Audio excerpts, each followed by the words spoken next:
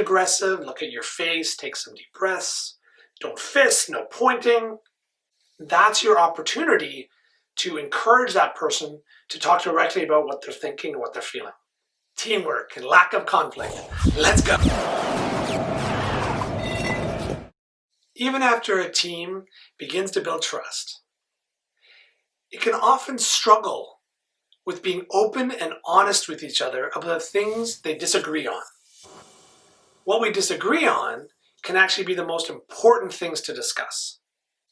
This can cause situations where team conflict, or the lack thereof, can lead to unhealthy back-channel discussions, such as gossip, backbiting, or even politics. It's really critical that we avoid these things. The other negative outcome is that it can lead to inferior decisions. If you don't share your opinion and I don't share my opinion, then we don't actually know all the information. We have limited information and make poor decisions or potentially disastrous decisions. We need everyone to contribute to the discussion so we hear all opinions, have all experiences and point of view so that it can lead to the best decisions possible. If you observe a team that is behaving in these ways, that takes on both of these negative outcomes, then you would have something called artificial harmony. That's when a team fakes it till they make it, or pretends to actually be unified, when in actuality they're not. Which of course leads to side conversations, back-channel discussions, and even worse, that the conversation keeps coming back to the same issues because you never actually solve them. Not everybody got to weigh in, so they didn't buy in to the discussion. I want to share with you a story from one of my favorite books. In this story, it's a bunch of executives with their CEO talking about where they should move the headquarters to a new location. The CEO starts the meeting by thanking everyone being there and asks for people's ideas and research and learning of where they should move the headquarters. So someone stands up and starts sharing what they've learned. We should go move to this location because it has these benefits, it's close to these opportunities, and so on. The CEO then actually pushes down that person's opinions, belittles that person, and causes that person to no longer speak anymore. Then he asks for the next idea. Someone else stands up and shares why they should move to this location. And again, the CEO behaves in unkind ways and causes that person to no longer speak. Then the CEO says, "It's my turn, I'd like to share my ideas." He then goes on to talk about why the headquarters should move to his hometown, which of course all his direct reports know that's his hometown. And when people ask questions and talk about challenges they see with this location choice, he pushes them down and doesn't allow for any debate or healthy conflict at all. So the entire room goes silent, and one member from his team stands up and says, "I'm noticing something in our discussion today. You've asked us to bring up our ideas, yet you're not following the behaviors that we've all agreed on, the rules of engagement we've agreed on for how we're going to interact in our meetings. And I'd like us to get back on track." The room goes silent. Everybody is really nervous about what this person just said and wondering what the CEO will do. The CEO's face goes red. He balls his hand into a fist and is about to attack. Then all of a sudden, lets go of his fists, takes a deep breath, and then says, "You're right. I was behaving in poor ways. I've been monopolizing this discussion and allowing for healthy debate. I'm sorry. Thank you so much for bringing this up. Can we try again?" So the group continues on, changes their interactions, and actually has a much more healthy discussion and debate, and comes up with the location they should choose. So what can you do with this story? You may not be an executive, you may not be the CEO of a company. What can you learn from it? So one thing that happened was that when someone is acting out of line and not behaving in ways that allow for healthy dialogue, healthy debate, it's the opportunity of any other member to bring that up. If you're a team member, obviously the impact that you have may be less than the executive. If you're a team leader, what you say can negatively affect your team or can dramatically and positively affect your team. So it's in your best interest as a team leader to actually bring out the healthy conflict, support those discussions, and allow for everybody to have opinions. But what can you do as a team member? Well, as a team member, you can actually do two things that I recommend. You can have a discussion with the team leader, if there is one, and talk about what you would like to see in meetings going forward, how you like to have healthy debate, healthy conflict, allow everybody to have their ideas shared, and prep that person how you do it. So then you two can be a team that's supporting the actual collective, the two of you as a pair. Another thing you can do that requires a little more courage is to do it in the moment, is to identify a struggle, the behaviors that are happening that are not allowing for diverse opinions, and bring it up right there. What's really important here is that you share it in a way that makes not only the group, the collective team feel safe, but also that if you're pointing out behaviors from the individual, that they feel safe and not attacked. So changing your tone, making it nice and calm. Don't look aggressive, look at your face, take some deep breaths. Don't fist, no pointing.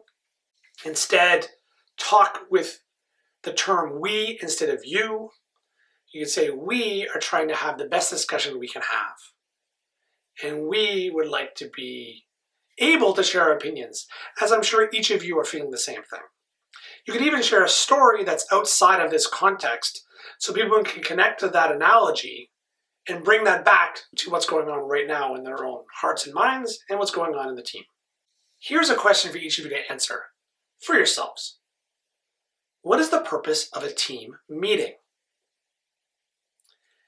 The purpose of a team meeting is to actually discuss something, have varying, diverse opinions, points of view, and come up with the best possible solution given the time allowed.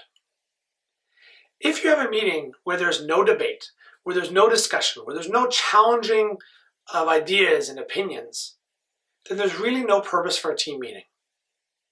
So if you see there's no opportunity for debate, there's no opportunity for conflict, that everybody agrees, then there's no real purpose for a team meeting. Instead, you may just have, or tell everybody, that I'm just going to give a quick presentation so people know what's going on. A knowledge dump. This is an information session, not a team meeting. But I want to make sure all of you are there so you understand what I'm sharing. You can do that. But if you're having a team meeting, it's important to have that healthy conflict. This is not about arguing and attacking. This is about looking at the ideas separate from the individual and saying, I share this idea, now I have struggles with the idea anyway. That would be a very mature and wise approach to a team meeting. What is the role of the leader in these situations? And the leader is not necessarily someone who has positional authority, maybe just someone that people look up to, has diverse experience, or actually is someone that people look up to and go for answers, and is kind of like a mentor. If you're that individual, what is your role? Well, the role of any leader is to go first, to be that example, to challenge the ideas, even if they're your own. If you bring an idea and then later on as someone else brings up other ideas and diverse concepts, you can challenge your own idea to demonstrate that the idea is what we're talking about. We're having conflict and debate around the idea, not about the individual. This is really critical because if you are that example, then you can make the hugest impact on your team by showing that it's not only acceptable, that it's safe, and that it's valuable. There are two exercises that you can do to improve healthy conflict and healthy debate in your team. The first is called mining for conflict. This is where you're trying to identify and bring out healthy conflict in every meeting. A quick way to do this is to identify one individual that will take on that role each meeting. I highly recommend that the leader is the one that starts. The team leader, the executive, the one that the rest of the group reports into, if that's your situation. So that that individual keeps encouraging and supporting healthy conflict. So if you notice that one of the team members is a little unwilling or seems to be talking around the discussion, that's your opportunity to encourage that person to talk directly about what they're thinking and what they're feeling.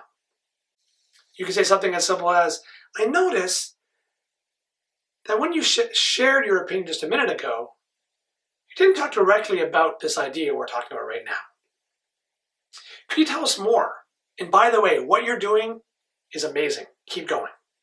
The second exercise I encourage you to practice with your teams is around giving real-time permission. What I mean by this is when you're noticing that your team is starting to have healthy conflict, healthy debate, which is an incredible achievement for any team, is that you can give them permission in the moment to tell them what they're doing is acceptable and encouraged. So when someone is talking about something and you can see other members are struggling with that person's opinion, you can say something to the effect of, yes, conflict is hard. It's uncomfortable. That's okay. We need to go through that to make the best decisions we can. So keep going. Giving that real-time permission allows people to feel safe and allows them to continue on this path so they actually practice healthy debate, diverse opinions all the time. The more you do it, the better you get better at it. And by having someone that actually brings out and gives that real-time permission, more likely people will do it because they'll notice that it's encouraged and it's considered valuable in the team meeting. Quick activity I encourage you to do is to do a self-assessment of your team. I'll put a checklist below of questions you can ask your team to find out if you are fearful of conflict and unwilling to engage in healthy dialogue, or if your team is engaging and willing to dive into the challenge and to have healthy debates and differing opinions. Practice having healthy debates, diverse discussions, challenge each other's ideas, not the individual, so that it becomes more and more acceptable and that your team is more willing to have this kind of discussion. A team meeting is one of the most powerful things we can do. When you have an amazing, diverse, conflict, but healthy discussion with your team, then you'll come out of that discussion with renewed unity, with high energy, and the possibility to conquer any challenge. I highly recommend that you look at the 2 books in the description below, which greatly inspired me for this video and has encouraged me to help other teams, both at the staff level and middle management and executives, to really support their own journey as individuals, as contributors, as team members, and as leaders. You have the opportunity to really and greatly improve your team. Thank you so much for watching. I hope you enjoyed this video. If you did, hit that like button and subscribe to my channel as I bring in a new video each week, helping you succeed, helping you become more professional, helping you learn tools, techniques, tips to improve how you show up, because what you have in you is really important. Thanks so much. Have a good week.